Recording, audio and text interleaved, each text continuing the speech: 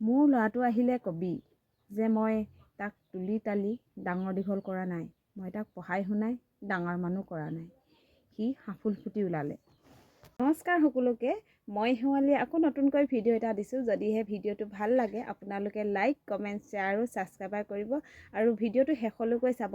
মইনো মোৰ কাহিনীটোৰ আঁৰত কি কৈছোঁ, এজনী মাকৰ হৈ কাহিনীটো কি কৈছোঁ, কিয় কৈছিল সেই কথাটো আইতা এজনীয়ে, কিয় ভিডিঅ' বনাই তাক পুতেকৰ কাৰণে থৈ দিব কৈছিল, সেই কথাটো মই ধুনীয়াকৈ ভাঙি পাতি ক'ম। আপোনালোকে ভিডিঅ'টো শেষলৈকে চাব আৰু সকলোকে মোৰ ভিডিঅ'টো চাবলৈ অনুৰোধ কৰিছোঁ। যদিহে ভাল লাগে সকলোৱে কমেণ্ট এটা কৰিবলৈ নাপাহৰিব দেই। বৰ দুখ লগা কাহিনী। আইতা এজনী আছিলে। আইতাজনী খুব সহজ সৰল আৰু গাঁৱৰ হয়। আইতাজনীৰ এটাই ল'ৰা আছিল। ল'ৰাটো আইতাজনীয়ে খুব মৰমেৰে ডাঙৰ দীঘল কৰিলে। আইতাৰ স্বামী বৰ সোনকালে ঢুকাই থাকিল। আইতাই সৰুৰ পৰাই ল'ৰাটো বৰ কষ্টৰে ডাঙৰ দীঘল কৰিলে।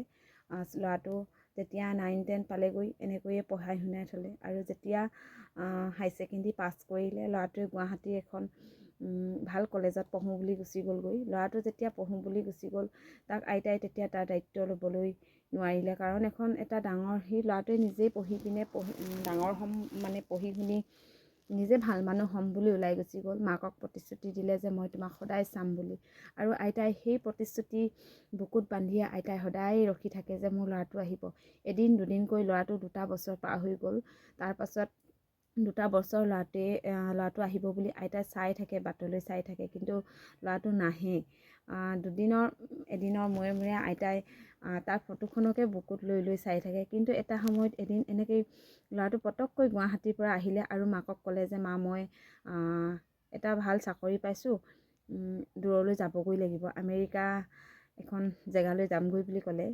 তেতিয়া মাকে কৈছে যে মই ইমান কষ্টই তুলি তালি তোক ডাঙৰ কৰিলোঁ, মোৰ ভাল লাগিছে যে তই এটা ভাল চাকৰি পাবি, কিন্তু মোৰ বেয়া লাগিছে যে তই মোৰ পৰা বহুত আঁতৰি যাবি। তেতিয়া ল'ৰাটোৱে ক'লে মই তোৰ পৰা আঁতৰি নাযাওঁ, লাহে লাহে তোৰ খবৰ লৈ থাকিম, তই আহি থাকিম। কিন্তু আইতা সেই কথাটো ভাবিয়েই সদায় থাকে। এদিন দুদিনকৈ সেই ল'ৰাটো যে গ'ল আমেৰিকালৈ, 5টা বছৰে হ'ল। সেই ল'ৰাটো কেতিয়াও ঘূৰি নাহিল আইতাৰ ওচৰলৈ, আৰু আইতাই সদায় ভাবি থাকে। এদিন দুদিনকৈ আইতাৰ বয়স হৈ গ'ল থাকিল।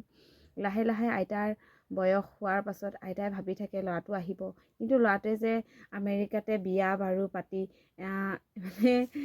ক'ব বাকী নাই, তাৰ ল'ৰা ছোৱালী তাতে হ'ল, বিয়া বাৰু পাতিলে, কিন্তু ইয়াত যে বুঢ়ী মাকজনী থাকিল, আইতাই গমেই ল'ৰাটোৱে গমেই নাপায় আইতা যে ইয়াত অকলে অকলে উচুপি কান্দে। খোৱাৰ সময়তো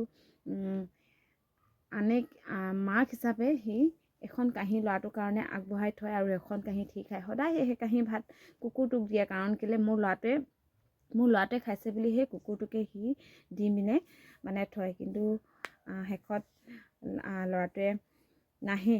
এদিন ল'ৰাটোৱে নহাৰ কাৰণে আইতা লাহে লাহে বয়স হৈ যোৱাৰ পাছত ল'ৰাটোক ক'লে যে ওচৰৰ ল'ৰা এটাক ক'লে, বোপাই তই পাৰ যদি মোক ভিডিঅ' এটা বনাই থচোন, মই আহিলে মোৰ ল'ৰাটোক দেখাই দিবি, সি আহিলে মোৰ ফটোখনৰ সৈতে মোৰ ভিডিঅ'টো তই দেখাই দিবিচোন, তেতিয়া গম পাব মই তাক কি বুলি কৈছিলোঁ, কি কোৱা নাই। তাকে মই তাক জন্ম দিয়া নাই নহয়, সি হাঁফুল ফুটি ওলালে। এই কথাষাৰ যেতিয়া সেই ওচৰৰ ল'ৰাটোক ৰেকৰ্ড কৰি থ'বলৈ ক'লে, কিন্তু সেই ল'ৰাটোৱে ৰেকৰ্ড কৰি থোৱাতকৈ আচলতে সি ছ'চিয়েল মিডিয়াত এৰি দিলে। আৰু এৰি দিয়াৰ পাছত সেই আমেৰিকাত থকা ল'ৰাটোৱে পালে যে হাঁফুল ফুটি ওলোৱা কথাষাৰ, যেতিয়া সি মাকক দেখি পালে আৰু মাকক দেখি পাই উচুপি উঠিলে, আৰু তেতিয়া তাৰ নিজৰ মানুহজনীক কৈছে, এয়া মোৰ মা হয়। আচৰিত নহয়নে? নিজৰ মাকৰ পৰিচয় দিবলৈ নিজৰ পুতেকে পাহৰি যদি থাকে, সেয়া জানো নিজৰ ল'ৰা হয়নে? নিজৰ ল'ৰাক ইমান মৰমেৰে তুলি তালি ডাঙৰ দীঘল কৰাৰ পাছত নিজৰ মাকৰ যদি পৰিচয় যদি মোৰ মা এজনী আছিল বুলি যদি ক'বলৈ যদি ল'ৰাটোৱে লাজ কৰে, ল'ৰাটোৱে বেয়া পায় নিজৰ পত্নীজনীক, সেয়া জানো ল'ৰা হয়? মই ইমান কষ্টৰে মোৰ ল'ৰাটোক তুলি তালি ডাঙৰ কৰিছোঁ, যেতিয়া কাঁহে বুকুখনত ধৰি কওঁ ভাল হৈ যাব, লগালগ হস্পিটেল নিওঁ, ৰাতি দৰৱ খুৱাওঁ, আৰু টোপনি ক্ষতি কৰি মই বিচনাত বহি থাকোঁ, সেইখিনি জানো মাকৰ অন্তৰত নাকান্দে? এয়াই এজনী আইতাৰ জীৱনৰ কাহিনী। আইতাজনী শেষত ল'ৰা নাতি পুতি কাকো দেখি নাপালে, আইতাৰ স্বৰ্গগামী হ'ল। সেই আইতাৰ যাতে আত্মাই সদ্গতি পায়, আৰু সেই ল'ৰাটোৱে যাতে ইকান আৰু সিকান আজি মাকক যিখিনি কন্দুৱাইছে সিও যাতে সেইখিনি ভুক্তভোগে। মই সেইটোৱে কওঁ, কাৰণ কেলৈ মানুহে মানুহৰ বাবে হ'ব লাগে নহয়নে? নিজৰ যদি পুতেকেই নিজৰ মাকক পৰিচয় নিদিয়ে তেনেহ'লে জানো সেয়া পুতেক হয়? মই ইমান কষ্টৰে মোৰ ল'ৰাটোক তুলিছোঁ, মোৰ ল'ৰাটোৱে যদি মোক পৰিচয় নিদিয়ে এয়া মোৰ মা হয় বুলি, মই জানো মোৰ ল'ৰাটোক কি ক'ম আৰু? তাক আশীৰ্বাদ কৰিম ভালকৈ থাক বুলি, কিন্তু মোৰ আশীৰ্বাদেই জানো কি হ'ব আৰু? মই ক'বলৈ ভাষাহীন হৈ পৰিছোঁ, কাৰণ নিজৰ মাকক যদি নিজে পুতেকে পৰিচয় নিদিয়ে মোৰ মা এজনী আছে বুলি, এয়া জানো মাক, এয়া জানো জীৱন?